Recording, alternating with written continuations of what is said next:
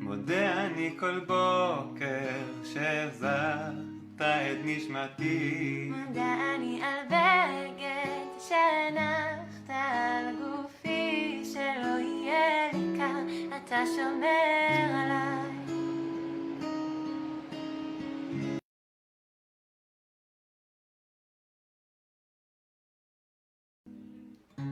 מודה אני כל בוקר שהחזרת את נשמתי. מודה אני על בגד שהנחת על גופי, שלא יהיה לי קר, אתה שומר עליי.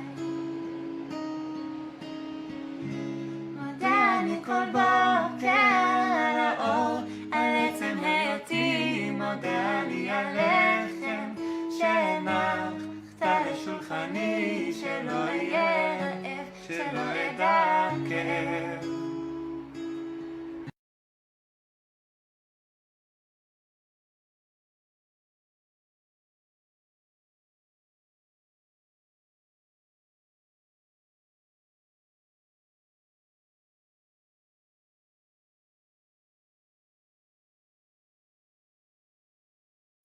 Gozo en mi alma, gozo en mi alma, gozo en mi alma y en mi ser.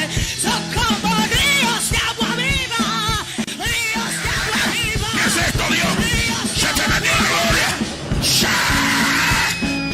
¡Ahí está Dios! ¡Se metió la gloria! ¡Se metió la gloria! Como ríos de agua viva, ríos de agua viva. Son como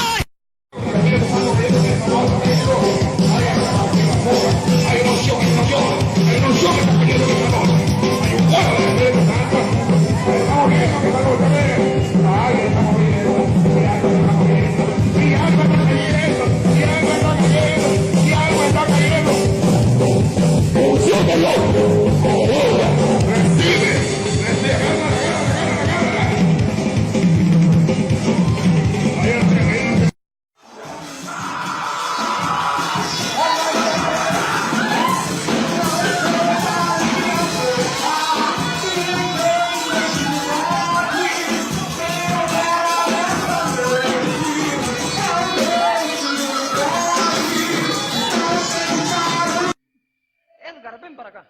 Orlando, venga para acá. Corran los dos.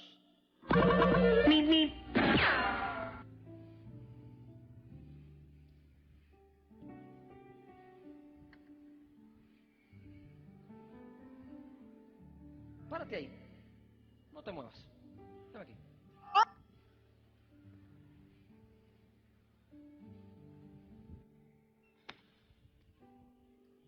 Pase de esa Biblia para acá. Ahí hay una línea de poder de Dios. Yo lo declaro. Allí hay. Pase. Corra. Pase. No, no, no, no, no, no, no, no, no, no.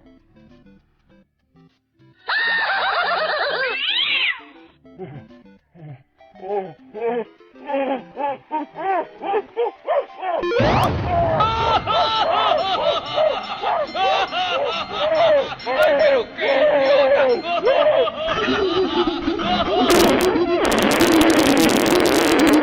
¿Sé cómo funciona?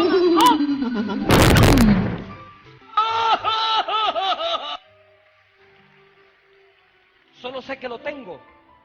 No sé cómo funcionan mis pulmones, pero no esperé ir al colegio para que me dijeran que tenía pulmones para respirar. ¡Wow! Yo me puse a respirar de niño y no sabía que tenía pulmones. El Hijo de Dios vive dentro de mí, vive dentro de ti. ¿Recibiste a Jesús hace una semana? Jesús está dentro de ti. El Hijo de Dios está aquí adentro de ti. Luisito, la batería, venga, rápido. Pase esa línea. Alan, venga.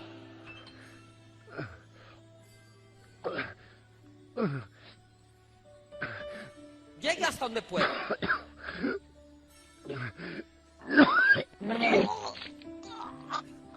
¿Qué te pasó al llegar ahí? Más.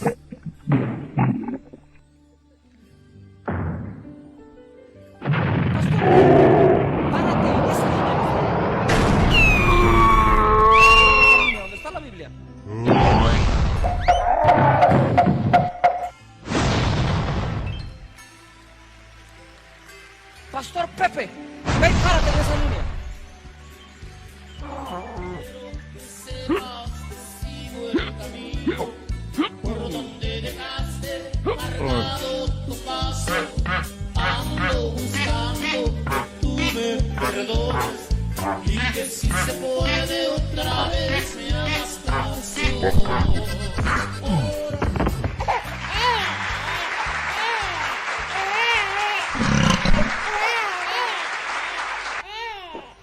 la vista, baby.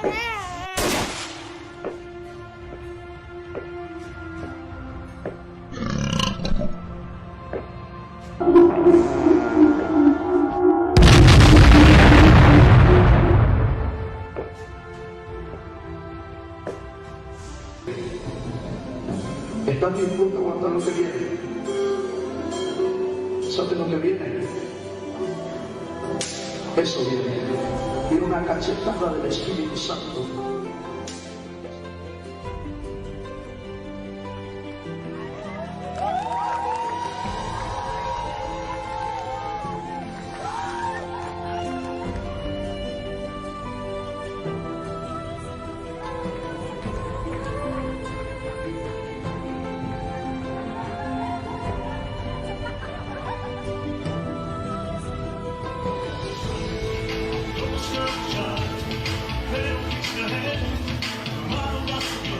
¿Estás dispuesto a aguantar lo que viene? ¿Sabes lo que viene? Eso viene. Una cachetada del Espíritu Santo.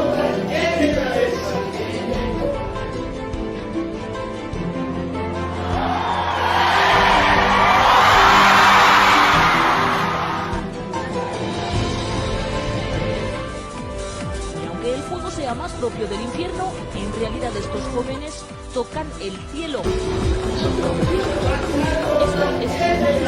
es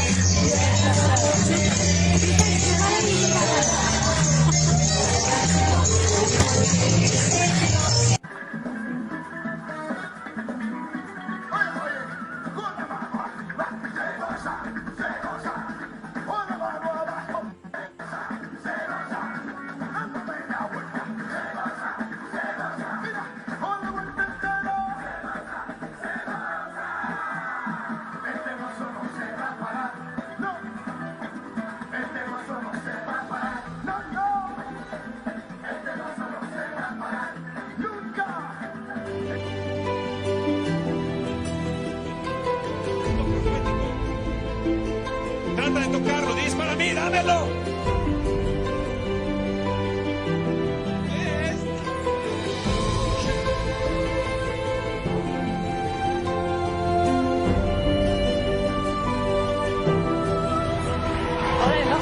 ¿Cómo les pasa, mujeres impresionantes? ¿Todo bien?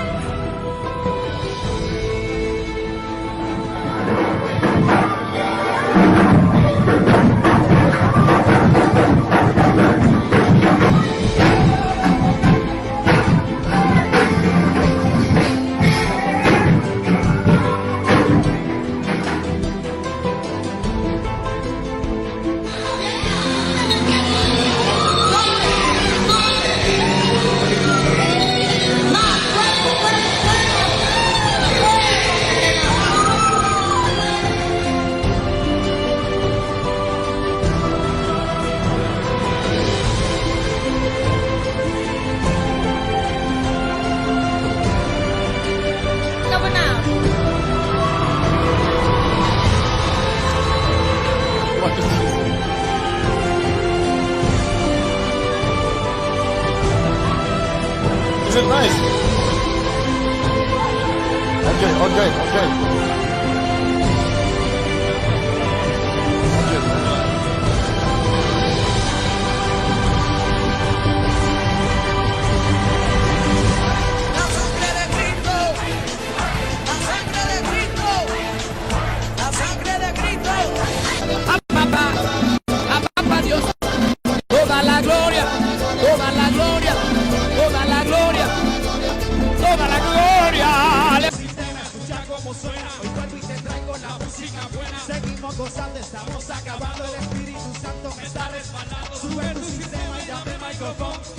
la fiesta y sigue el vacilón. Que parece que este mundo se ha vuelto loco, es que la única respuesta en Cristo, la solución no se encuentra en el Cristo.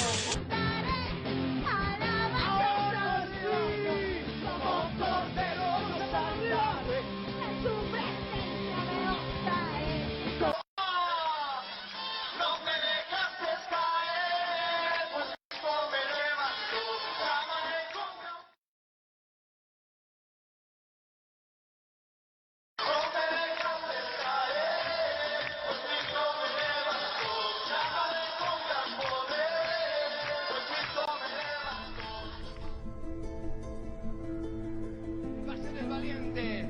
Y ahora, ¿quién podrá defendernos? ¡Tú!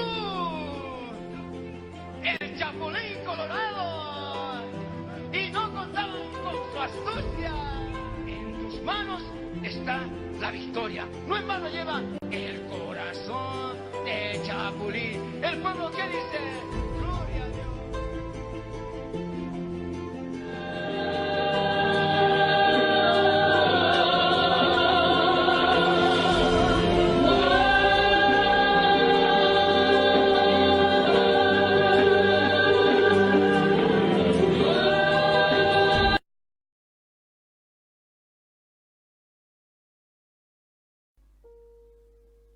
Se dice fácil. Mi primera exposición bíblica la hice cuando tenía 15 años.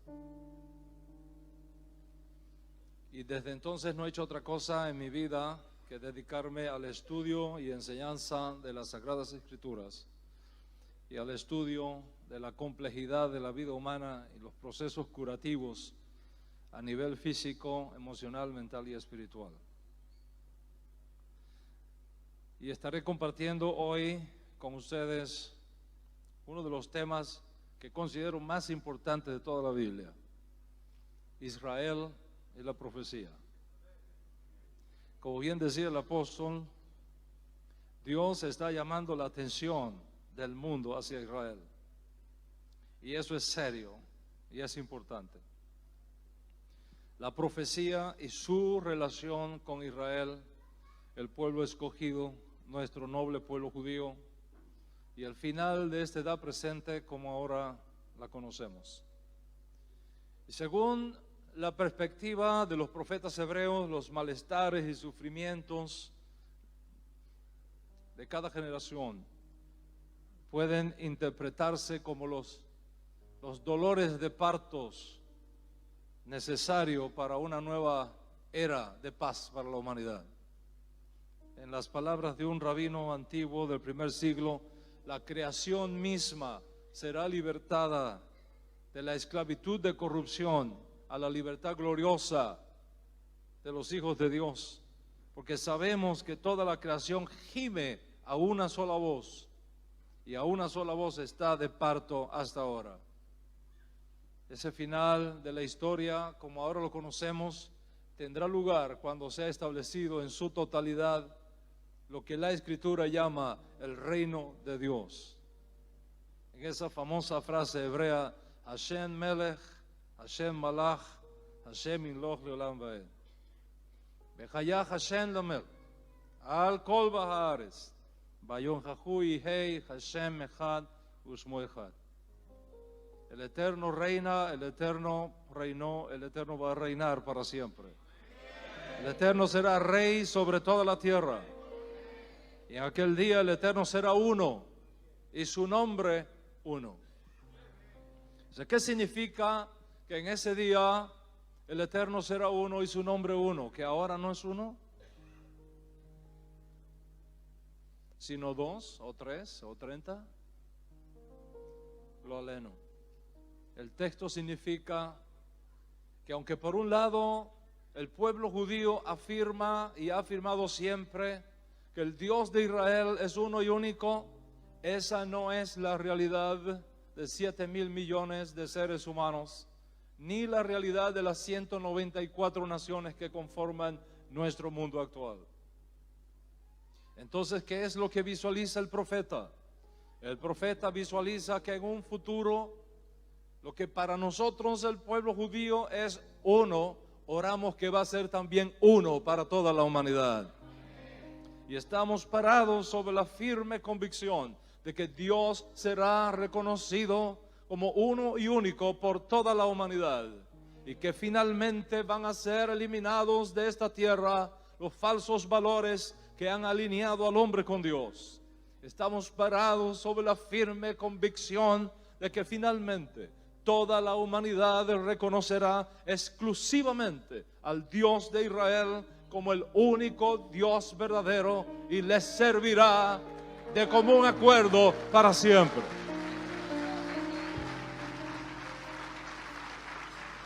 El final de la historia de la humanidad no será un desastre, sino una fiesta.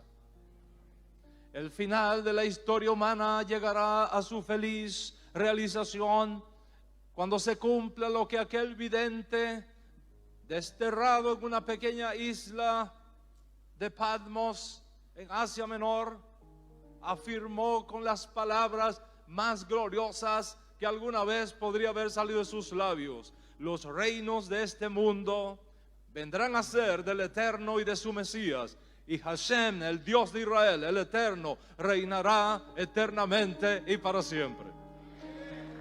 Esa es nuestra esperanza. Para lograr eso, para lograr ese fin glorioso, la sabiduría divina determinó la creación de una nación a la cual el Eterno responsabiliza de causar esa transición entre lo que está pasando y lo que deberá pasar en esta edad presente con sus males y la edad mesiánica con sus bienes. Y esa nación particular, a mí me hubiese gustado que hubiera sido Cuba, a ustedes Uruguay, pero a la sabiduría divina le plació que fuese Israel. Por supuesto, Israel no es un asunto de elitismo social ni de superioridad étnica. La elección de Israel no es el rechazo del mundo, es el medio de Dios para alcanzar al mundo. Dios Altísimo no eligió a Israel como un fin en sí mismo, sino como un medio para alcanzar un fin más extraordinario. Y es por eso que nuestro Santo Maestro, el Maestro de justicia de Israel y del mundo, Yeshua HaMashiach, dijo en su enseñanza: ustedes, los judíos, son la luz del mundo. Y le dijo a una no judía: la salvación viene de los judíos. Por lo tanto, Israel es para las naciones el sacerdocio de Dios de redención. Israel existe para atraer al mundo al Dios uno y único. Consecuentemente, hay una conexión profética vital entre Israel y las naciones. Israel no está para imponerse a las naciones, ni para conquistarlas, ni para explotarlas, ni saquearlas, ni robarlas. Israel existe para bendecir a las naciones, para mostrar un modelo, para mostrarles un camino, para servirles de guía. Vosotros sois la luz del mundo. No siempre hemos ejercido bien nuestro rol, no siempre hemos sido luz para las naciones, no siempre hemos sido un modelo, pero irrevocables son los dones y el llamamiento de Dios. Y finalmente el Eterno mismo derramará sobre su pueblo Israel, nuestro noble pueblo judío. Dios derramará sobre nosotros agua limpia y nos va a limpiar de todos nuestros ídolos. Va a poner dentro de nosotros su espíritu y va a andar Israel por todos sus caminos y por todos sus preceptos. Debido a lo sagrado de nuestra elección para esta misión, dos hechos son evidentes desde este principio. Primero, el pueblo judío está ligado a la profecía bíblica y consecuentemente la historia de Israel no es simplemente historia secular, es historia sagrada y es profecía. Y en segundo lugar, está claro que si un objetivo tan noble destinado para el pueblo judío viene del cielo, tenemos que esperar que las fuerzas del mal van a procurar su destrucción y su aniquilación usando todos los medios imaginables para lograr tan nefasto propósito. ¿Y cómo lograrlo? El arma favorita del enemigo de Israel y de Dios, el antisemitismo. El antisemitismo. El antisemitismo que procura demonizar a Israel, hacerlo responsable de todos los problemas que pasan por el mundo. Campaña tras campaña, acusaciones tras acusaciones. No es simplemente especulación. Cualquiera de ustedes en esta edad de informática puede comprobar, echando una mirada a la cantidad de resoluciones sin sentido contra Israel levantadas por las Naciones Unidas. Cuando estábamos en Europa nos echaron la culpa de todas las plagas y todas las pandemias que sacudieron esa zona del mundo para aquellos días. Vino la Reforma Protestante y lamentablemente Lutero fustigó al pueblo judío en 1543, cuando lanza su famoso ensayo de los judíos y sus mentiras. Y en ese ensayo Lutero dijo esto, y cito: los judíos son un pueblo abyecto y despreciable, no son el pueblo de Dios. Su jactancia de linaje, su circuncisión y su ley deben ser considerados una suciedad, porque están manchados por las heces del mismo diablo, en las que se revuelcan como cerdos. La sinagoga, dijo Lutero, es un centro de prostitución, una ramera incorregible, una mujerzuela impía, y sus lugares de reunión y sus escuelas rabínicas deben ser pastos del fuego, sus libros de oraciones destruidos, sus rabinos silenciados, sin permiso para hablar, y sus casas deben ser arrasadas y sus propiedades y dinero confiscados. No se les debe mostrar ninguna piedad ni misericordia, ni facilitar protección legal alguna, porque son gusanos venenosos a los cuales debemos destinar para el trabajo forzado o la expulsión definitiva de nuestras tierras. Seremos culpables de no destruirlos. Palabras de Martín Lutero. Este espíritu antisemita de Lutero lo llevó a decir, unos días antes de su muerte, que los médicos judíos eran asesinos y que administraban veneno a los alemanes para que murieran en una hora, en un mes o un año o 10 o 20 años después. En otras palabras, si un alemán era tratado por un médico judío y al cabo de 20 años moría, la culpa era del médico judío que lo había envenenado 20 años atrás. El daño que hizo Lutero al pueblo judío es inmedible. Su antisemitismo se volvió una plaga que corrió como pólvora por todo el mundo protestante de Europa. Y esas aguas de antisemitismo pasaron de generación en generación hasta apoderarse del nacionalsocialismo alemán, que no lo pensó dos veces para echarle la culpa de los problemas de Alemania a los judíos. Y entonces vino la solución al problema judío en Alemania y en Europa propuesto por Hitler: los campos de concentración y el exterminio. Nos mataron 6 millones de hermanos en 4 años. Nos expulsaron de España, de Portugal, de todos lados. Y finalmente, gracias a la misericordia de Dios Altísimo, que es fiel a los pactos y a las promesas, Dios Altísimo nos resucitó como nación en nuestra tierra en mayo de 1948. Gracias a Dios, Uruguay fue un voto crucial para el cumplimiento de esta profecía.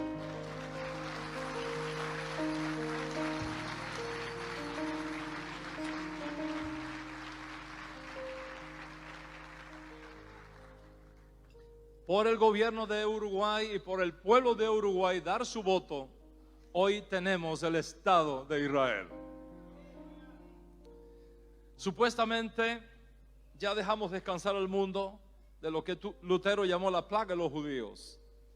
¿Qué pasa ahora? Que los problemas del Medio Oriente los tenemos de nuevo los judíos. Piensa en esto. Si miras el Medio Oriente, ¿dónde se asesina sin misericordia a los ciudadanos? No en Israel. Si miras al Medio Oriente, ¿dónde se priva a los ciudadanos de sus derechos fundamentales? No en Israel. ¿Dónde las mujeres son marginadas y segregadas y sin derecho? En el Medio Oriente, no en Israel. ¿Dónde una inmensa masa de niños está sin escuela, con hambre y comiendo en basureros? No en Israel. ¿Dónde los gobiernos usan armas químicas contra sus propios ciudadanos? No en Israel. ¿Dónde se levanta el peor odio del mundo, asesinando salvajemente hermanos contra hermanos parientes contra parientes y tribus contra tribus, no en Israel. O mirándolo del otro lado, ¿cuál es el único país del mundo donde los árabes musulmanes tienen los mismos derechos y responsabilidades ante la ley que los judíos? Israel. ¿Cuál es la nación del Medio Oriente donde las mujeres tienen los mismos derechos y responsabilidades que los hombres? En Israel. ¿Cuál es la nación del Medio Oriente que ha sido capaz de atender a los soldados enemigos heridos en batalla en el mismo hospital que sus propios heridos? En Israel.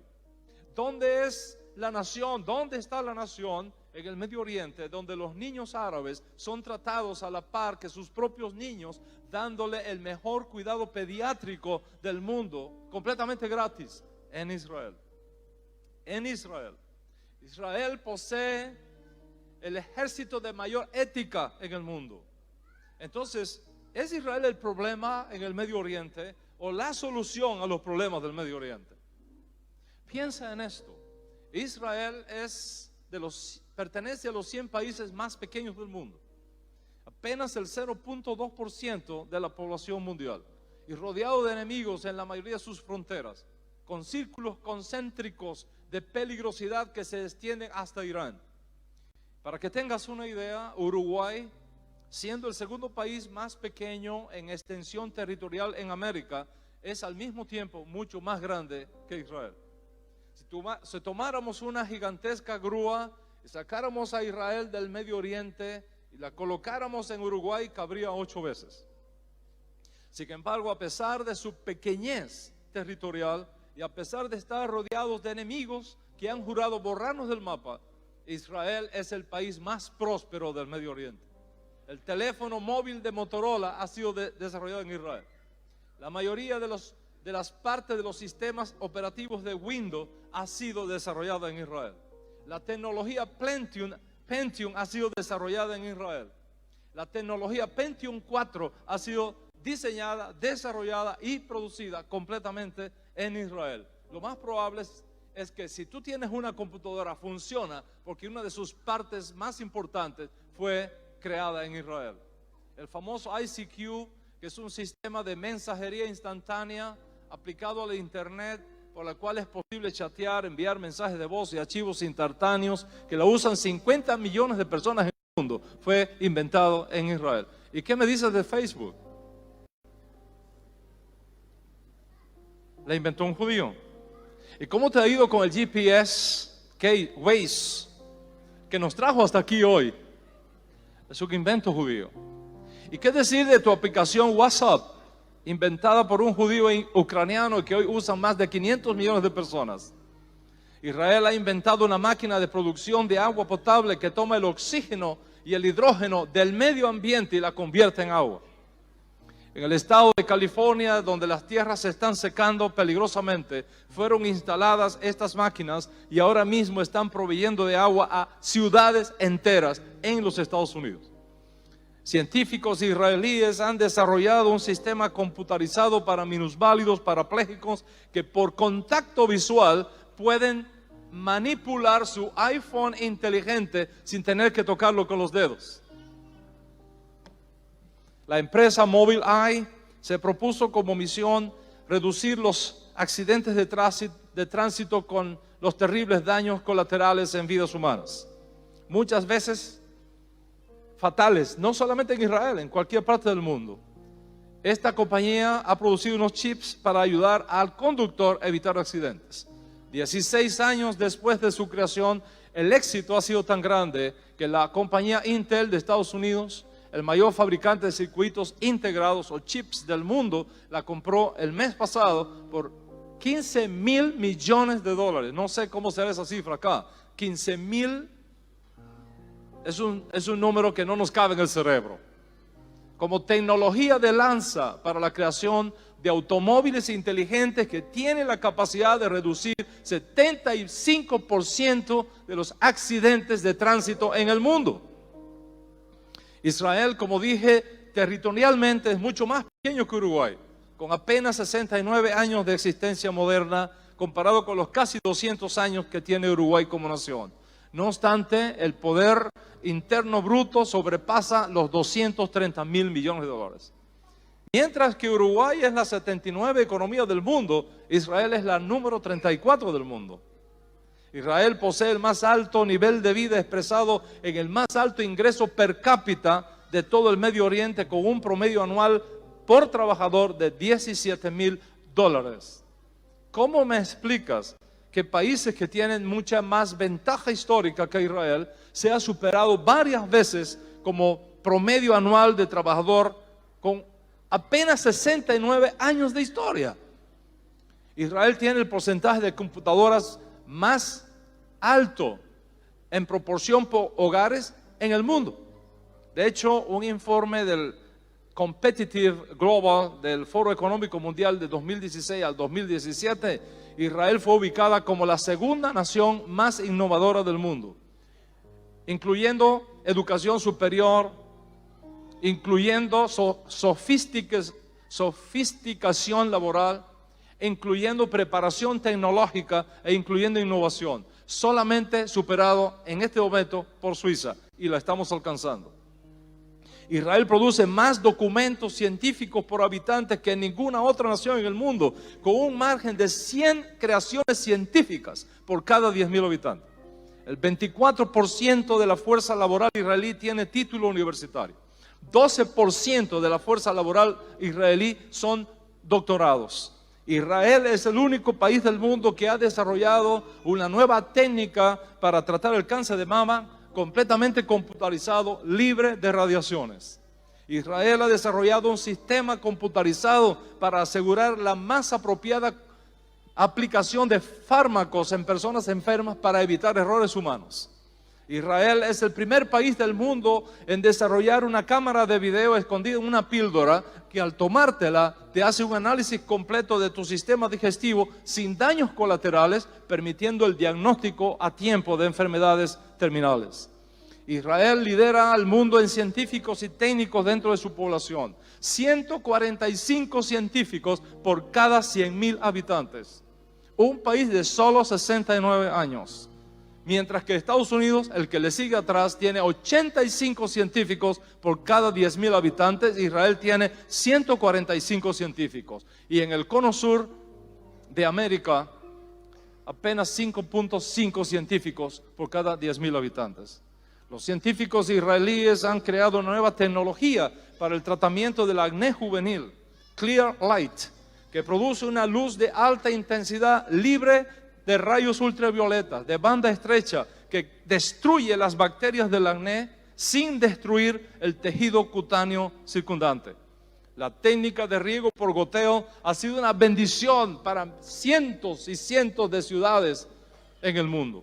Somos los primeros en el mundo en patentes de dispositivos médicos per cápita y segundos en Europa. Cada año surgen en Israel entre 60 y 70 empresas solamente para la atención de la salud humana. Entonces, ¿es Israel el problema del Medio Oriente o es la solución a los problemas del Medio Oriente? ¿Es Israel el problema del mundo o la solución a los problemas del mundo? El modelo para la paz y la prosperidad en el Medio Oriente es Israel. Y la única nación realmente democrática y próspera en el Medio Oriente es Israel. Por una simple razón, es el pueblo que Dios escogió para traer al mundo la edad mesiánica.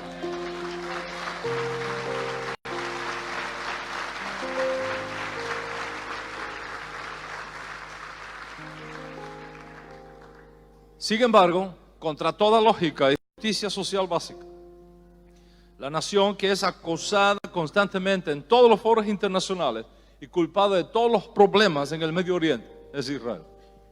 Lo más bizarro que uno podría encontrar es el colmo del antisemitismo proveniente nada menos que de una organización internacional llamada Amnistía Internacional, que acusa a Israel de las sequías en el Medio Oriente. En una propaganda que ha circulado por todo el mundo, esta institución de las Naciones Unidas ha dicho, y cito: la sequía en tierra palestina no es producto de una catástrofe natural, sino de una destrucción planificada de todos los recursos de agua potable en territorio palestino realizada por Israel, la fuerza ocupante. Observa el lenguaje. Hace 3,000 años David conquistó la ciudad de Jerusalén y la hizo capital de Israel. El islamismo no existía para entonces. Los palestinos no existían para entonces. Pero los judíos ya vivíamos en Israel desde hace 3000 años. El judío es el indígena de la tierra de Israel. Sin embargo, las Naciones Unidas insisten que el judío es la fuerza ocupante. Y para rematar, hace unos meses atrás, la UNESCO aceptó una propuesta de 6 países musulmanes estableciendo una resolución que afirma que no existen nexos judíos entre el monte del templo y el muro occidental. Ante esta terrible realidad, el primer ministro Netanyahu dijo: decir que Israel no tiene ninguna conexión con el muro del templo o el muro occidental es como decir que China no tiene conexión con la Gran Muralla o que Egipto no tiene conexión con las pirámides. Por absurda y grosera que parezca, la resolución fue aceptada por la UNESCO.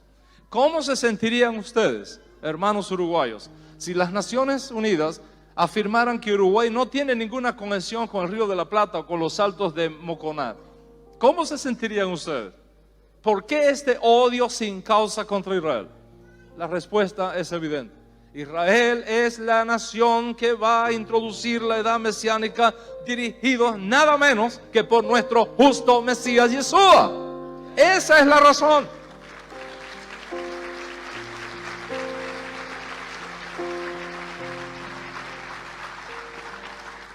Lógicamente hay fuerzas muy poderosas, las fuerzas de las tinieblas, confabuladas y comprometidas para procurar evitar que nos llegue la edad mesiánica, para ocultar la realidad del Mesías, para impedir el establecimiento del reino de Dios y su justicia. Porque cuando la edad mesiánica sea implantada en la tierra, los reinos del mundo como ahora los conocemos simplemente desaparecerán, dejarán de ser, serán ilegales. Y el príncipe de este mundo sabe que cuando el Mesías venga y la edad mesiánica sea establecida, él se va a la cárcel y no saldrá de allí más.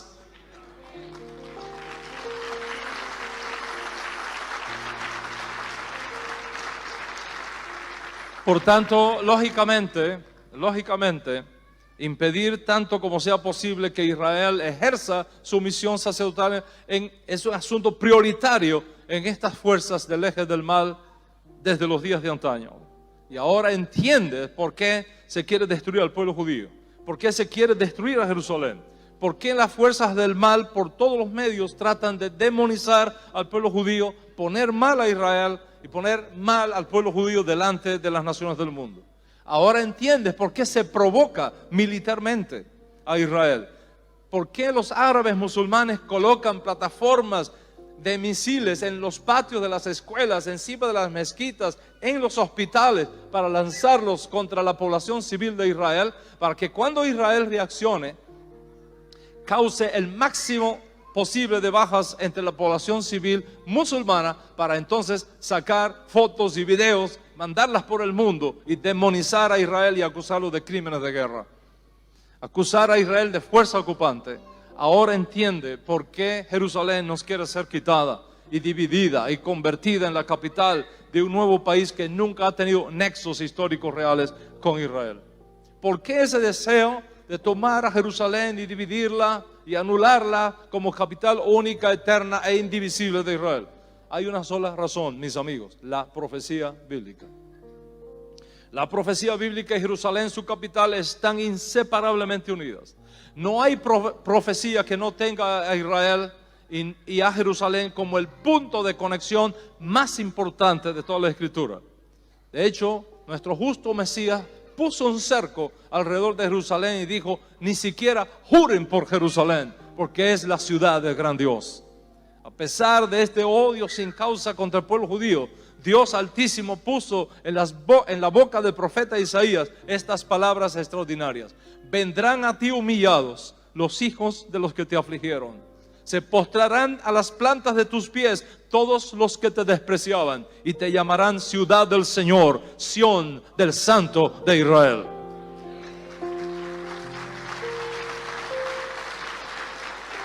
Y además de esto afirmó el profeta: sobre tus murallas, oh Jerusalén, he puesto centinelas todo el día y toda la noche, y no callarán. Los que hacéis que el Señor recuerde, no le concedéis descanso hasta que la establezca, hasta que haga de Jerusalén una alabanza en la tierra. Como la profecía bíblica e Israel están indisolublemente unidas, lógicamente la legitimidad de la profecía bíblica depende si Israel permanece en pie o no. Si el pueblo de Israel permanece, Dios es confiable. Si el pueblo de Israel desaparece, el Dios de Israel, Hasbe Shalom, no sería otra cosa más que otro diosesillo del paganismo. Si el pueblo de Israel es borrado de la faz de la tierra, la profecía bíblica no será otra cosa que una bonita pieza literaria de la historia de la humanidad, ciencia ficción o cuento de hadas. Esa es la razón por la cual en todos estos elementos que están delante de ustedes encontramos esa tendencia a demonizar a Israel, a destruir a Israel, a acabar con Israel. Es importante que entendamos lo que está en juego aquí. El profeta Zacarías, anticipando divinamente estos planes macabros contra el honor y la credibilidad del Dios de Israel, anunció en sus días profecía de la palabra del Señor acerca de Israel. El Señor que extiende los cielos, pone los cimientos de la tierra y forma el espíritu del hombre dentro de él, declara: he aquí que yo haré de Jerusalén una copa de vértigo para todos los pueblos de alrededor. Y cuando haya asedio contra Jerusalén, también lo habrá contra Judá. Y sucederá en aquel día que haré de Jerusalén una piedra pesada para todos los pueblos. Todos los que se levanten contra ella serán destruidos. Estas son, mis amigos, las coordenadas proféticas que definen la conferencia de esta noche. En el fondo, no es otra cosa que una disputa sobre la final autoridad que deberá implantarse en la tierra. Si la autoridad de Dios, del Dios de Israel, o la autoridad de los enemigos de Dios. Si el Dios de Israel uno y único es el verdadero, fiel y confiable, u otro Dios es el verdadero. Es la disputa entre el Dios de Jacob y el Dios de Esaú, entre el Dios de Judá y el Dios de Ismael, entre el Dios de los judíos y los dioses de las naciones. Lamentablemente, una de las fuerzas del antisemitismo moderno viene del protocristianismo y del cristianismo histórico, tanto católico como protestante. Cuando los cristianos se separan de su raíz hebrea, luego de la desaparición de la edad apostólica y la destrucción de Jerusalén en el año 70 por los romanos, los nuevos líderes cristianos iniciaron una cruzada intelectual contra el pueblo judío que se convirtió luego en la raíz del antisemitismo moderno. Ignorando la realidad del judaísmo en los días de Jesús, ignorando la verdadera naturaleza de aquellos debates y el liderazgo judío de sus días, los cristianos interpretaron ciertos hechos de Jesús como significando que Jesús estaba en contra del judaísmo, contra los judíos, que vino a formar una nueva religión, el cristianismo. Lógicamente, si Jesús era antijudío, los cristianos tenían que seguir su ejemplo y luchar contra los judíos también, sobre todo por ser los asesinos de Cristo. Y les voy a presentar la evidencia histórica. Ignacio de Antioquía, intelectual helenista convertido al cristianismo en Éfeso, a finales del primer siglo, comienzos del segundo. La iglesia lo considera uno de sus fundadores. Su viaje a Roma escribió varias cartas a diferentes comunidades cristianas, entre las cuales recomienda lo siguiente, y cito: los que participan de la Pascua judía son partícipes con aquellos que mataron a Jesús. Hablar de Cristo y vivir como judíos es una tontería. El obispo está en lugar de Dios, los presbíteros están en lugar de los apóstoles. Algo terrible, algo terrible. Ignacio de Antioquía fue el primero posiblemente en crear las bases teológicas para que los cristianos no celebren la Pascua en la fecha cuando los judíos la celebramos, sino en una fecha diferente. Cuando tú celebras la fiesta de Pascua en una fecha distinta, asumes sobre ti también una autoridad distinta, una cobertura espiritual distinta a la apostólica. No es cuestión de días más o de días menos. Es cuestión de quién está sobre tu autoridad espiritual. Porque el calendario que tú sigas para las santas convocaciones de la Biblia determina el tipo de autoridad que está sobre ti y sobre tu casa. ¿Te has preguntado alguna vez por qué la iglesia sigue por un camino diferente al del pueblo judío? ¿Por qué se empujaron a los cristianos a celebrar la entrada triunfal y demás fiestas en una fecha totalmente diferente? Porque Ignacio de Antioquía, uno de los padres del cristianismo, enseñó: los que participan de la Pascua judía son partícipes con aquellos que mataron a Jesús. No podemos pedirle hoy día a un maestro cristiano que ha sido formado en esta teología que piense diferente. Lógicamente, cuando se presenta una voz profética diciéndole a los cristianos: hay que volver a casa, hay que salir de las fronteras teológicas de Roma y regresar a las fronteras teológicas de Israel, no faltarán los líderes cristianos que levantarán su voz para hablar de división, de escisión, de que este hombre viene a dividirnos. No, mi querido hermano, ya te dividieron. Ya te sacaron de tu raíz hebrea, te removieron del olivo natural donde Dios Altísimo un día te injertó y te trasplantaron en un árbol diferente. Y mi voz es la misma que la del profeta antiguo: paraos en los caminos y mirad por las sendas antiguas cuál sea el buen camino, y andad por él y tendréis descanso para vuestras almas.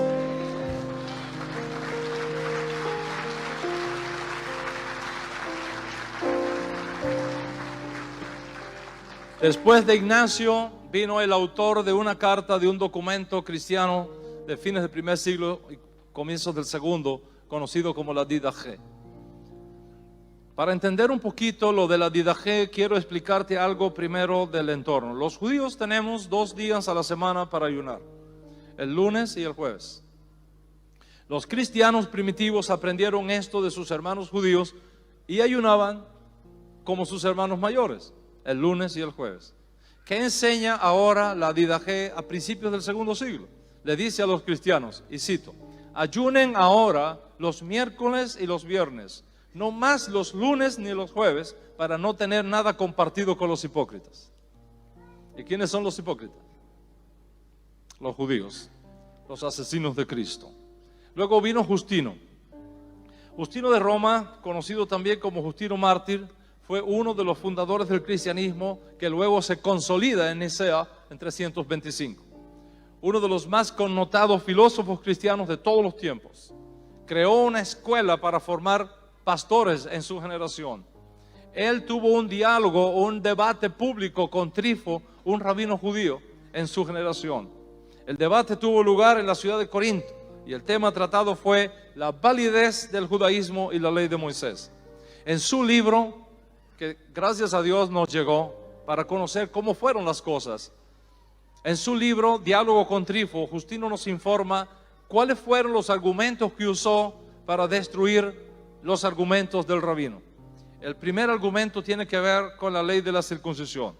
Esto es lo que dijo Justino al rabino Trifo en el segundo siglo, y cito: la circuncisión fue dada para separar a los judíos del resto de los pueblos, pero no para separarlos como miembros de algún pueblo especial, sino para ser marcados como el pueblo que merece ser castigado y perseguido.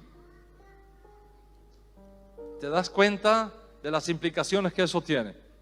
Desde entonces se enseña a los cristianos que la circuncisión es una cosa terrible y que no debe jamás hablarse ni siquiera de ella. Los cristianos ven la circuncisión como algo diabólico. Para un pastor evangélico de teología católica, sin la información correcta, la peor cosa que existe es la circuncisión. Y te pueden decir: ya lo único que te falta es circuncidarte, peyorativamente.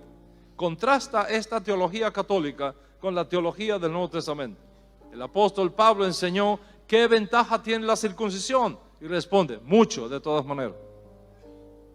Pero para los fundadores del cristianismo, la circuncisión no tenía ningún valor. Mientras que Pablo circuncidó a Timoteo, los fundadores del cristianismo arremetieron contra la circuncisión.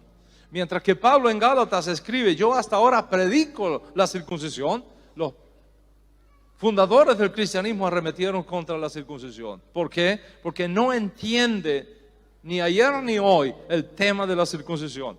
No entendieron que mientras la circuncisión es válida para el judío y es una señal de pacto entre el judío y Dios, no es una señal de pacto entre el no judío y Dios. En otras palabras, un no judío no está obligado a circuncidarse en la carne para estar bien con Dios. pero el judío requiere la circuncisión como señal de pacto con Dios. Para los padres de la iglesia eso no fue así, no lo entendieron así y lanzaron al niño con cuna y todo a la basura. Y es por eso que entendemos todas estas cosas que van sucediendo. Ahora tú puedes ver cómo este nuevo espíritu dentro del cristianismo comienza a alejarlo vez tras vez de sus raíces hebreas. ¿Qué pasa? Que cuando una persona nace dentro de este cristianismo, surgido después de los apóstoles, cuando una persona se convierte a eso y entra en ese sistema, o nace dentro de ese cristianismo con todos estos virus y con todas estas pandemias antisemitas dentro, tú atraes sobre ti, pasiva o inconscientemente, pero lo atraes, esos virus y esa influencia espiritual. Luego aparece en la historia la epístola de Bernabé. La epístola de Bernabé es una obra anónima que algún cristiano atribuyó a Bernabé, el apóstol, compañero de Pablo, para darle mayor autoridad a la carta. Fue una carta muy importante que circuló entre las comunidades cristianas del segundo siglo. De hecho, apareció como parte del canon del Nuevo Testamento en el Códice Sinaítico del siglo IV. La carta está escrita para desanimar a los cristianos que querían unirse a los creyentes judíos y retornar a sus raíces hebreas. Para el cristiano autor de esta carta, que un cristiano esté nutriéndose de la enseñanza de los judíos era un absurdo. Así que escribe esta carta, entre otras cosas, para impedir el retorno de los cristianos a su olivo natural.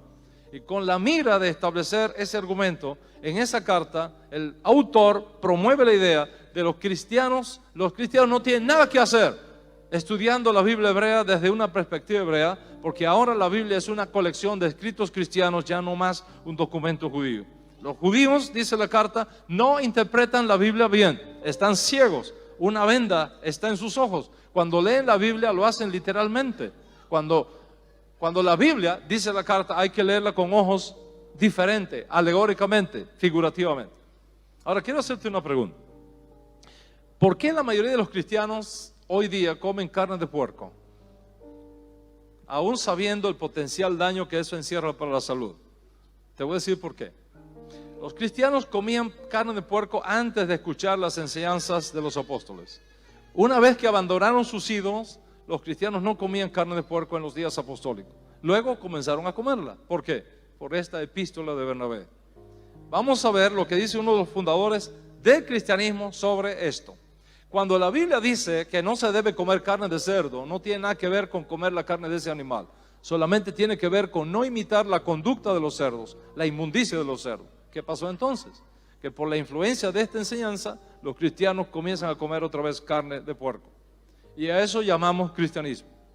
Además de lo anterior, esta carta atribuida a Bernabé dice: los judíos, con sus interpretaciones literales de la Biblia, demuestran que no conocen la Escritura, porque nunca han sido realmente el pueblo escogido. El cristianismo es el verdadero pueblo escogido y el Antiguo Testamento es nuestra Biblia. ¿Qué haces entonces estudiando la Biblia de la manera judía? Lo peor todavía está en la parte más abajo de la carta cuando dice: los judíos descienden de Esaú, los cristianos de Isaac, y por tanto la herencia le pertenece a Isaac, a los cristianos, no a Esaú, no a los judíos. Esta es la manera como ahora los cristianos estaban interpretando las escrituras hebreas, y luego llamamos a eso cristianismo. Ahora llega Ireneo, años 130 al 202, fines del segundo siglo. Edificando sobre los teólogos cristianos previos, Ireneo dice: los judíos fueron desheredados de la gracia de Dios y perdieron su estatus de pueblo de Dios. Más tarde aparece Tertuliano en sus famosos sermones dominicales, culpa a los judíos de la muerte de Cristo.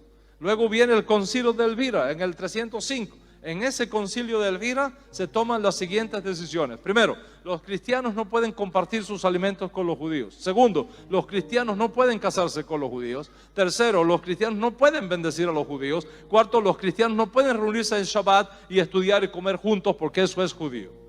Luego viene el concilio de Nicea del 325. De allí surgió una carta diciéndole a las iglesias cristianas: no celebren la Pascua en la época en que lo hacen los judíos, para no tener nada relacionado con esa chusma de judíos. Luego llegó Juan Crisóstomo en el siglo IV, finales del siglo IV.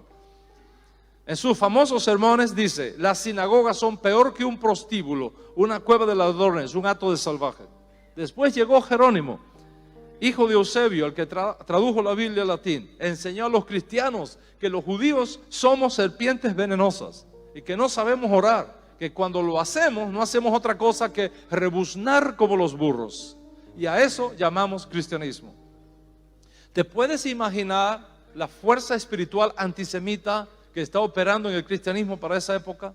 Cuando una persona se convierte a ese cristianismo y entra dentro de ese sistema, una fuerza negativa de esta ideología escondida comienza a operar en su mente y comienza a operar en su corazón. ¿Por qué? Porque el cristianismo se separa de sus raíces hebreas y ya no está bajo la cobertura de los apóstoles judíos, sino bajo la cobertura del obispo de Roma, sin saberlo. Era el año 1492. Con la reforma se esperaba que vinieran tiempos de paz para los judíos en Europa. Pero de nuevo el cáncer del antisemitismo se impone sobre la teología judía. Como les expliqué, Lutero ordenó la destrucción de los judíos. Y para 1924 surge en Alemania otro líder, otro reformador en el ámbito político, no en el ámbito religioso. El héroe de este nuevo reformador alemán fue Lutero. En su libro Mein Kampf escribió que efectivamente Martín Lutero fue quien lo impulsó a la carrera política, porque dijo, de un solo plumazo anunció la llegada de un nuevo amanecer y de una nueva Alemania.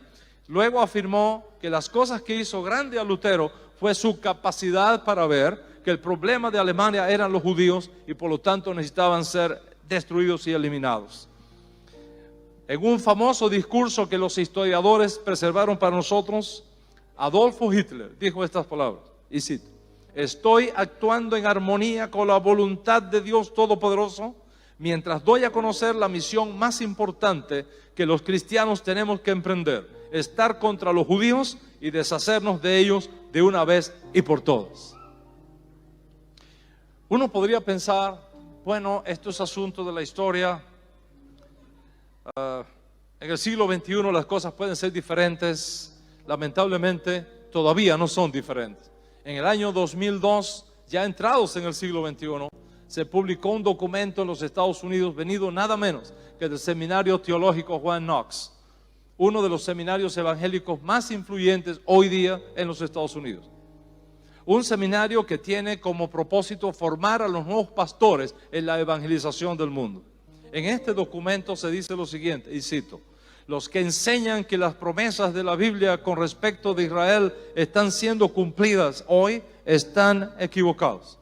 Las promesas hechas a Abraham no aplican a ningún grupo étnico particular, sino a la iglesia de Jesucristo, el verdadero Israel. Y a eso llamamos cristianismo. Entonces, ¿de dónde viene todo este antisemitismo? De toda esta virulencia contra el pueblo judío, todo este robo de identidad y toda esta teología del reemplazo que sigue operando en el mundo cristiano, incluso en el mundo evangélico, sin saberlo. ¿Te imaginas a un seminario de formación de líderes cristianos a los cuales luego se envía a enseñar al mundo con este tipo de mentalidad?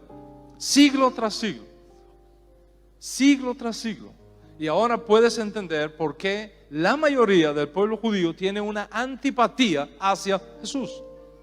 El solo nombre de Jesús no hace otra cosa que recordar a la comunidad judía casi por 2000 años persecuciones, conversiones forzadas, expulsiones, inquisiciones, falsas acusaciones, degradaciones, exilio social, pogroms, guetizaciones, humillaciones, exterminación sistemática. Lo más terrible de todo, que esta virulenta crueldad contra el pueblo judío, nuestras instituciones y nuestras familias han sido perpetuadas en nombre de un judío, Jesús. Hay comunidades judías en New York, por ejemplo, que está prohibido mencionar el nombre de Jesús. La mayoría de las sinagogas ortodoxas del mundo, los rabinos no mencionan el nombre de Jesús. Apenas dice el fundador del cristianismo. Mis hermanos, el cristianismo es responsable de provocar que el judío vea en Jesús un enemigo, un Dios extraño. Y como la Torá, la Escritura, Sagrada prohíbe al judío mencionar siquiera los nombres de falsos dioses. El judío ha sido instruido por los rabinos a ni siquiera mencionar el nombre de Jesús. Al tiempo presente, el cristianismo es responsable de causar que el judío promedio tenga odio hacia Jesús, prejuicios contra Jesús y contra sus enseñanzas. El cristianismo es responsable de provocar que el pueblo judío haya visto a Jesús como un hijo rebelde contra sus propios hermanos y contra su propio pueblo. El cristianismo ha vendido al judío la idea de que Jesús vino a destruir el judaísmo y a reemplazarlo por una nueva religión, el cristianismo. El cristianismo es responsable de causar que el pueblo judío vea en Jesús el hombre que vino a destruir la ley de Moisés y reemplazarla por el Nuevo Testamento. ¿Y qué estamos haciendo nosotros? ¿Por qué vamos por todos lados compartiendo conferencias y estudios como estos? Porque estamos reparando un grave error histórico que requiere corrección. Estamos exponiendo esa mentira y reemplazándola por la verdad absoluta y total, y diciéndole al pueblo judío que Jesús no es lo que el cristianismo de Nicea ha dicho que es. Estamos enseñando a nuestro pueblo judío que Jesús no vino a reemplazar la ley o abrogarla, sino a cumplirla. Estamos enseñando al pueblo judío que el cristianismo que ha creado a este Jesús, enemigo de Israel, que lo ha vuelto un Dios extraño para el pueblo judío, que lo ha convertido en una amenaza para el pueblo judío, no representa para nada la vida de Jesús. Estamos enseñando al pueblo judío que los cristianos de origen no judío usaron a Jesús para expresar su odio personal y ancestral contra el pueblo judío. Estamos enseñando al pueblo judío que las enseñanzas de Jesús fueron aquí y allá manipuladas, editadas y corrompidas por los fundadores del cristianismo para justificar su propia agenda, cuando en realidad las enseñanzas de Jesús son las más judías que existen. Y es por eso que viajo por todo el mundo pidiendo a los judíos que cambien su imagen de Jesús, que la figura creada por el cristianismo de Jesús no es exactamente lo que nosotros tenemos en nuestra historia, que Yeshua no representa ninguna amenaza para el pueblo judío, sino todo lo contrario, es la mejor esperanza que le queda al pueblo judío.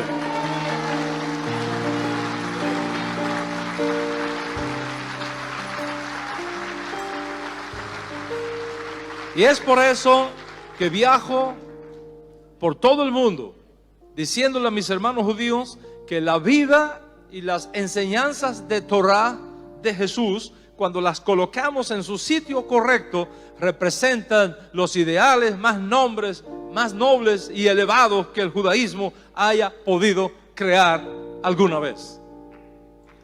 ¿Y qué estamos haciendo también? Estamos yendo a nuestros hermanos cristianos. Porque si el cristianismo hizo eso y es responsable de todo ese daño contra el pueblo judío, el cristianismo debe ser el responsable también de reparar ese daño. Y es por eso que levanto mi voz para invitar a los buenos cristianos del siglo XXI que han sido víctimas de todos estos vicios antisemitas del pasado, a renunciar a esos vicios antisemitas y unir su voz conmigo para corregir la injusticia que se ha cometido contra Jesús y contra el pueblo judío.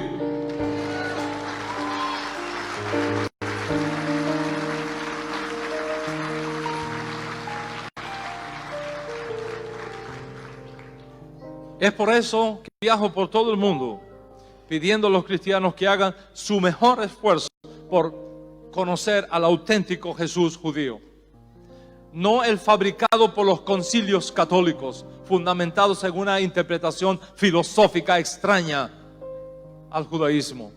Jesús vivió, enseñó, murió y fue sepultado como judío. Él se condujo todos los días de su vida terrenal como un judío observante de los preceptos. Jesús llevaba su cabeza cubierta.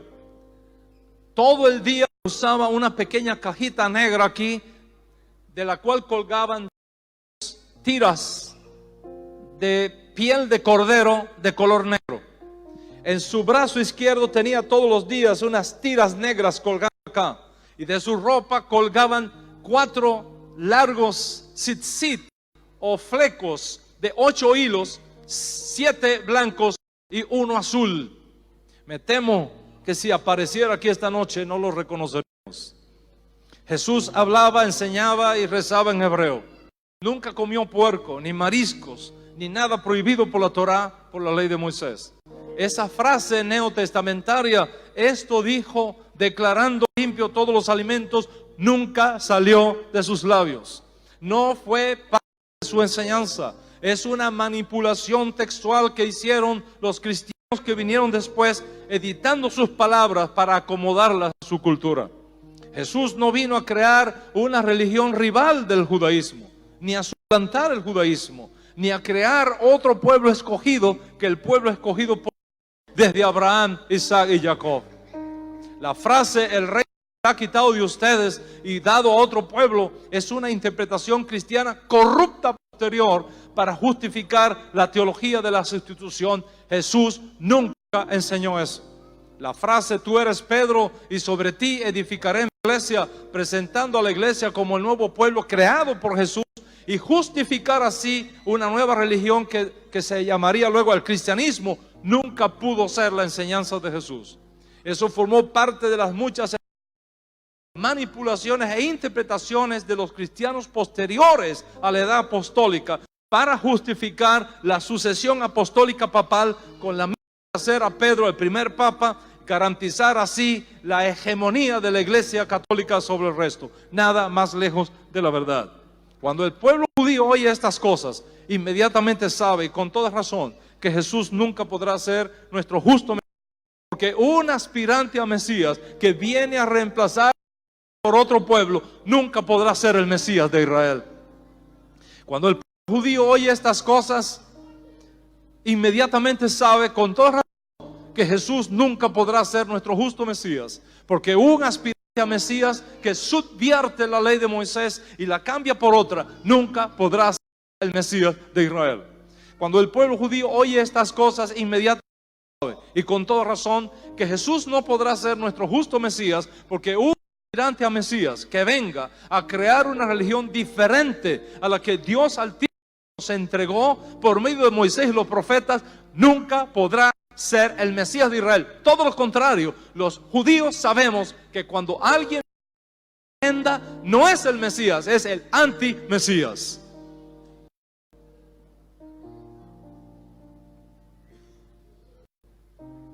De hecho, su nombre no fue Jesús, fue Yeshua. No fue un niño cristiano, fue un niño judío. Iba a la iglesia, iba a la sinagoga. No adoraba a Dios en sábado, en domingo, sino en sábado, en Shabbat, como era su costumbre. Yeshua nunca reemplazó el Shabbat por otro día, menos por el Dominus Day, o Día del Señor. Cuando los cristianos leen el Dominus Day, Día del Señor, piensan que está hablando del Señor Dios de Israel. Pero no es, Dominus Day no es el Dios de Israel, es el Dios de los paganos, el Dios Sol de los paganos. Y está clarísimo como la luz del sol, de los textos del Nuevo Testamento utilizados para justificar ese cambio, cuando los conectas y los ubicas en el contexto de la Escritura, no tiene fundamento. Jesús nunca celebró la Navidad, celebró Hanukkah. Jesús nunca buscó huevo de conejos, ni santificó Easter, la diosa pagana que introdujeron en el Nuevo Testamento los escribas cristianos homosexuales de la corte de King James en Inglaterra. Jesús no tuvo nada que ver con Easter. Jesús fue un judío entre judíos. Para él, servir al Dios de Israel era un asunto no negociable. Subo a mi Padre y a vuestro Padre, a mi Dios y a vuestro Dios. Y promete a sus seguidores: el que venza, yo lo haré una columna en el templo de mi Dios. Y voy por todo el mundo y he aceptado esta invitación de ustedes, no para judaizar a nadie. Eso está prohibido por nuestra Sagrada Torá.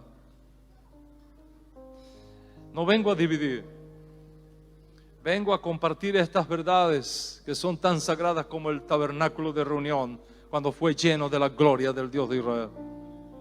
No vengo a dividir, apóstol Vargas, vengo a juntar las ovejas perdidas de la casa de Israel.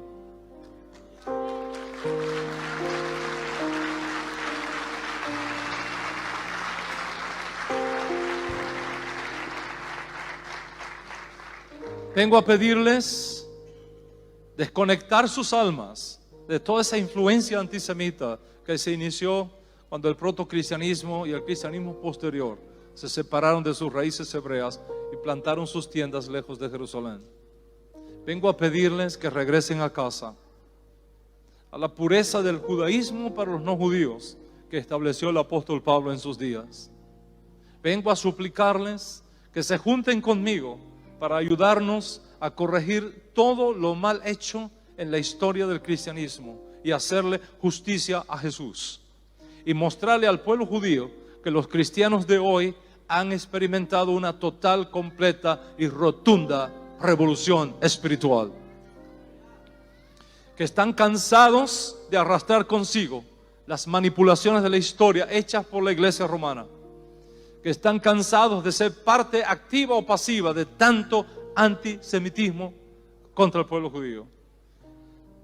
Que aunque ellos nacieron en el sistema, no están de acuerdo con todas las manipulaciones, corrupciones y fermentaciones antisemitas que la teología cristiana ha producido contra el pueblo judío, y que están dispuestos a trabajar para corregir la historia y reparar el daño hecho al pueblo judío. Vengo a pedirles que se sacudan de una vez y por todas del yugo romano de sus cuellos, que retornen al olivo natural de donde un día los padres del cristianismo los sacaron, y hacer un giro de 180 grados y enfocar sus ojos en Jerusalén para volver a tomar lugar, su lugar, junto a las ramas del olivo natural, no para reemplazarlas, sino para compartir con el pueblo judío su rica herencia.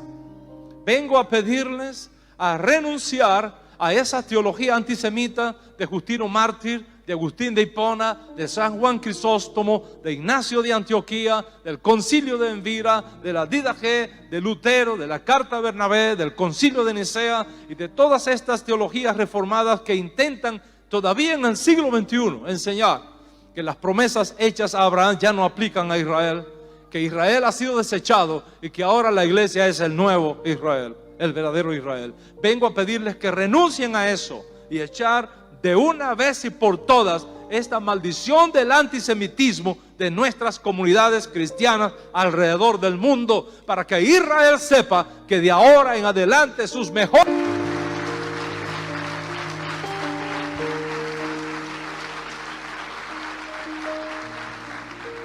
Está escrito en Génesis capítulo 2 en el pacto abrámico.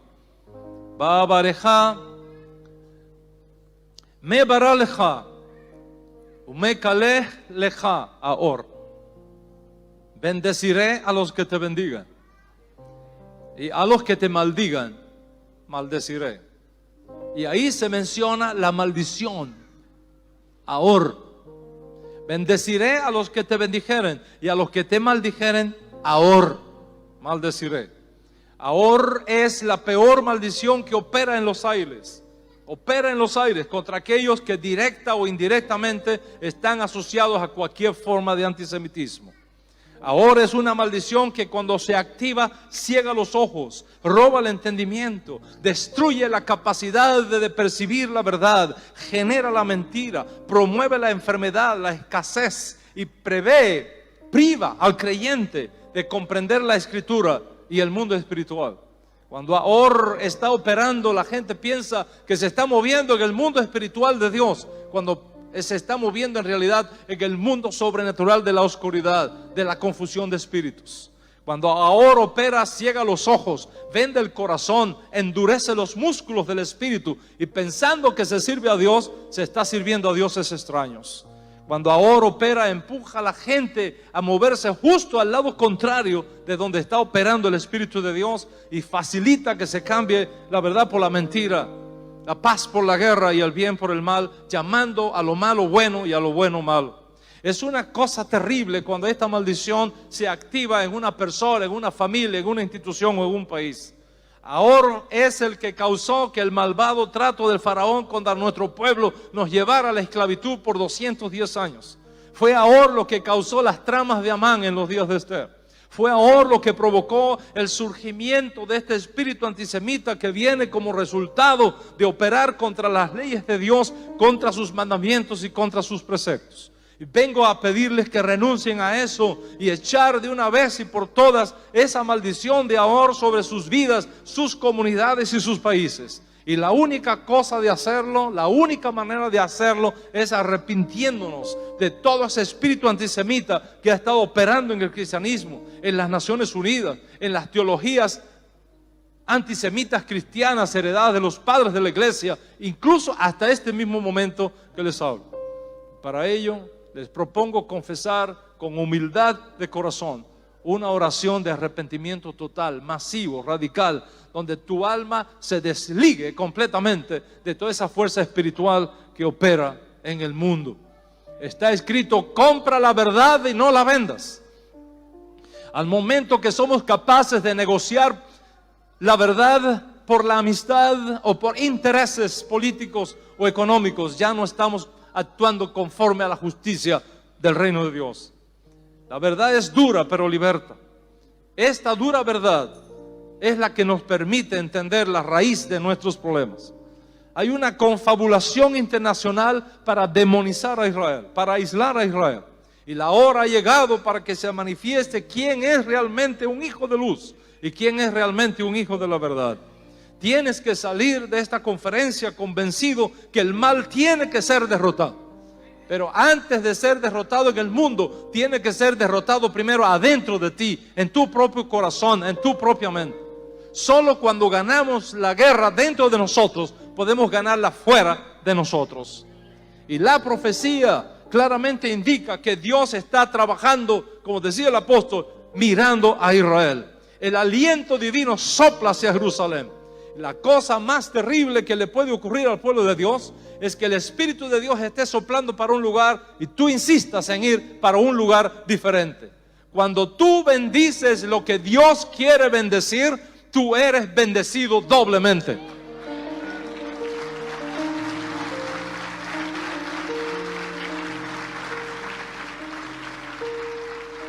Todavía tenemos una oportunidad para la humanidad en general y para ti en particular, antes que lleguen los días donde no habrá posibilidad de retorno. Es un tiempo donde deberás tomar serias y trascendentales decisiones para tu vida. Para recibir este mensaje tienes que sintonizar tu mente de forma adecuada. Con tu mente natural el mensaje te va a entrar por aquí y te va a salir por acá. Tienes que sintonizar tu mente con la mente de Dios, con la mente de los profetas, con la mente de la Biblia, con el mundo sobrenatural de Dios Altísimo. Deja que esta revelación que has tenido el privilegio de gustar y palpar esta noche encuentre en tu mente y en tu corazón la matriz espiritual necesaria para producir adentro de ti un nuevo estado de conciencia profética, para que puedas captar lo que el cielo te está enviando y prepararte para lo nuevo que Dios tiene para su pueblo, para lo nuevo que Dios tiene para ti, para lo nuevo que Dios tiene para Uruguay, para lo nuevo que Dios tiene para esta comunidad. ¿Estás serio en las cosas de Dios? ¿Realmente deseas vivir para Dios y responder a tu destino profético para el cual has sido llamado en esta generación?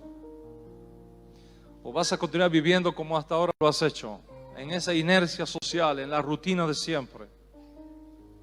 Poco tiempo nos queda para continuar teniendo el honor de servir a Dios.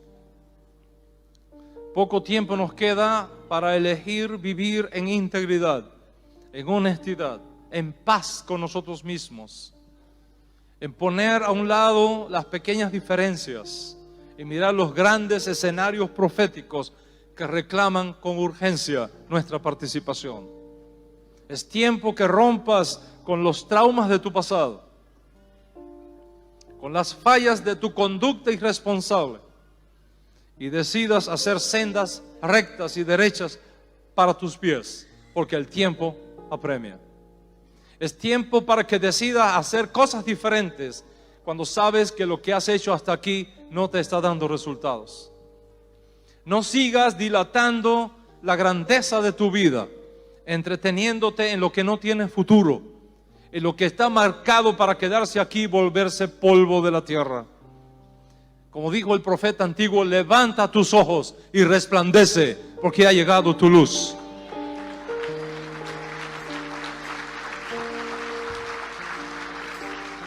El Mesías está de camino y llama. Es asunto de abrir la puerta y dejarlo que se manifieste.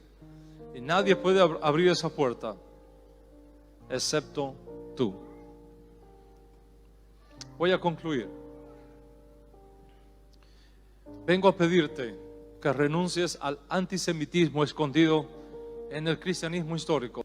Y la única manera legal que existe para anular toda la maldición generacional que el antisemitismo produce en el mundo es renunciando a lo mal hecho del pasado, dar un giro de 180 grados y caminar hacia donde el Espíritu del Dios viviente está indicando. Y es por eso que he venido hoy acá a compartir estas grandes verdades con ustedes. Y en este momento invoco la corte celestial para que se imponga aquí exclusivamente la presencia divina. Voy a hacer 7 declaraciones que resumen ese deseo de volver a lo que Dios hizo desde un principio. 7 declaraciones que podrás firmar luego con la tinta de tu confesión de fe. Quiero que la escuches primero, para que luego hagas esa decisión inteligente, voluntaria y consciente. No quiero que confieses algo que no sabes lo que es, que no sabes lo que contiene, porque eso es manipulación. Tu vida no puede ser auténtica mientras otros la manipulan y piensan por ti. Para ser auténtico tienes que pensar por ti mismo, decidir por ti mismo y asumir responsabilidad por ti mismo, porque tú no puedes responder por otro que no seas tú mismo. Como está escrito, cada uno dará a Dios razón de sus propios actos, no de los demás. Si luego de escuchar todas las cosas que hemos hablado en esta conferencia, un poco atropellados por las limitantes del tiempo, y prestas atención a estas 7 confesiones que creo marcan el camino del retorno al cristianismo primitivo, al judaísmo para los no judíos, al Yeshua judío, entonces cosas grandes van a venir sobre nosotros. Primera confesión: Padre, renuncio a todo este antisemitismo que sacó a los cristianos primitivos del suelo judío. Segunda confesión: Padre, renuncio y me retiro de toda participación de mi alma con todos los decretos antijudíos promulgados desde la antigüedad. Desligo mi alma de eso. Tercera confesión: Padre, renuncio a seguir participando de estas falsas doctrinas, de estas falsas teologías y de estas falsas enseñanzas que ha provocado la activación de esa maldición de Ahor sobre mi nación, sobre mi ciudad, sobre mi familia, sobre mi casa y sobre mí mismo. Cuarta confesión: Padre, renuncio a que me hayan sacado del olivo natural donde tú me injertaste con las ramas naturales y decido regresar a ese olivo del cual nunca debí separar. Quinta confesión: Padre, renuncio a la corrupción de tu palabra. retorno a las sendas antiguas por el buen camino que trazaron los profetas hebreos, el Mesías judío y los apóstoles judíos. Sexta confesión: Padre, ejerzo mi derecho a renunciar de forma radical a toda expresión antisemita y repudio conscientemente toda corrupción de las Escrituras. Y la séptima confesión: Padre, renuncio a toda maldición levantada contra tu pueblo escogido y declaro que esa fuerza oscura de Ahor se aleja de mi nación, de mi ciudad, de mi casa, de mi familia, de mis hijos, de mi esposo, de mis padres, de mis ancestros, de mi cuerpo, de mi mente, de mi alma, de mi salud, de mis finanzas, de mi potencial, de mis posibilidades de éxito en todas las cosas que emprendo.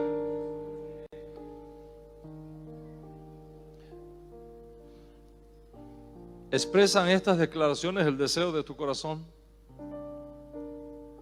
¿Estás dispuesto a unir tu alma a la de los profetas hebreos, al Mesías judío? ¿Estás dispuesto a estirar tu mano y tomar del manto del judío Yeshua y decirle: voy contigo porque yo sé que Dios está contigo?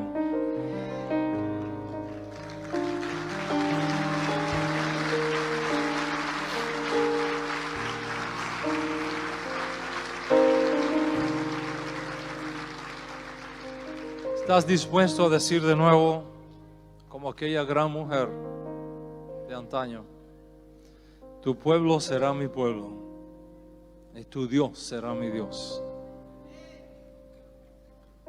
¿Estás dispuesto a renunciar a toda presencia de maldición en tu familia y en tu nación?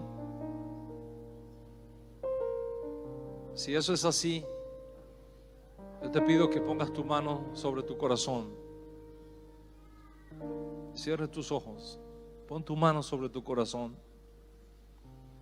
Y cierra tus ojos. Hoy puede ser un día de profundos cambios en ti. Un día de reparación de tu alma, de corrección de rumbos. Un día de elevación de espíritu, de liberación de toda ceguera espiritual. Un día de recepción de aquello que el Eterno tiene para ti. Hoy es un día para volver a empezar, para hacer sendas derechas para tus pies. Hoy es un día bueno y propicio para retornar al Dios de Yeshua, a la fe de Yeshua, a la fe de los apóstoles, al manto de Yeshua el Mesías judío.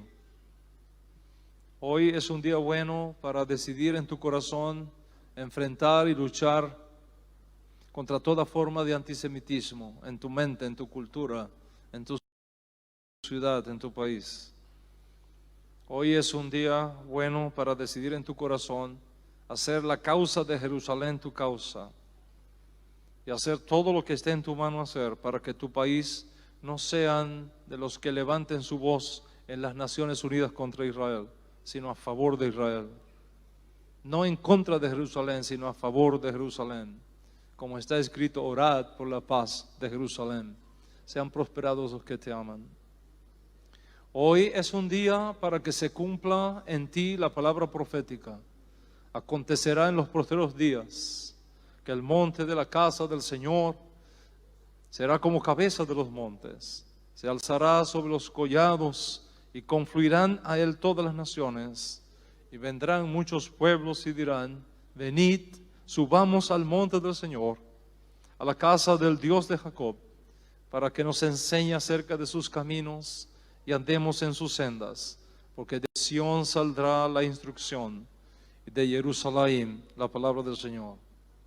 ¿Estás dispuesto a tomarte del manto del judío de Yeshua y decirle: voy contigo maestro, porque yo sé que Dios está contigo? ¿Estás dispuesto a renunciar a toda presencia de maldición de ahora en tu vida? Si has entendido esto y tu motivación es pura, Yo te invito a que ahora hagas estas 7 confesiones. Y te prometo algo. Por cada confesión que hagas, una nueva fuerza espiritual vendrá sobre ti. Y por cada confesión que hagas, un demonio acusador será destruido y un ángel bueno creado para defender tu causa. Por cada confesión que hagas, lo malo se va a ir, lo bueno va a venir. Por cada confesión que hagas, un mal decreto contra ti será anulado y un nuevo espíritu va a entrar en ti. El espíritu que operó en Moisés, en Yahshua, en Samuel, en David, en Eliyahu, en Johanán, en Yeshua, el Mesías. Con cada confesión que hagas, estaré pidiendo que una maldición se rompa y una bendición venga sobre ti y sobre tu casa.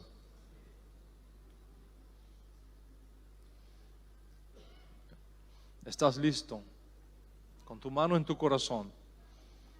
Cada vez que escuches esa confesión, di tú amén. En la intimidad de tu corazón.